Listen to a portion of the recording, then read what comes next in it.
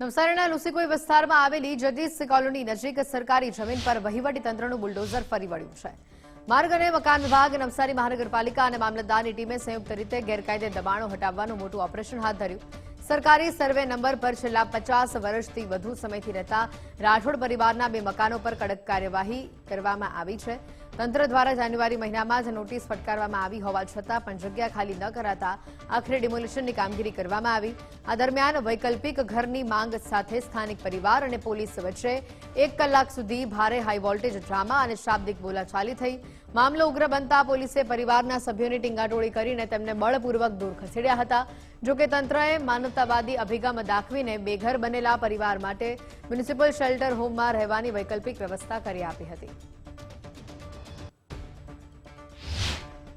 કરી નહીં અને 1 જૂનના રોજ એ લોકોને કલમ 202 હેઠળ હકાલપટ્ટી એટલે કે સમરી ઇવિક્શન માટેની નોટિસ પાઠવવામાં આવેલ હતી, જેમાં 10 તારીખનો છેલ્લો સમય આપણે દર્શાવેલો હતો। ત્યારબાદ એમને મૌખિક પણ અહીંયા અમારા મેન્ટેનન્સ સર્વે દ્વારા 3 થી 4 વાર કહેવામાં આવેલ હતું કે 10 તારીખ સુધીમાં તમે તમારી અન્ય વ્યવસ્થા કરી અને માલ સામાન હટાવી લેજો અને દબાણ દૂર કરજો।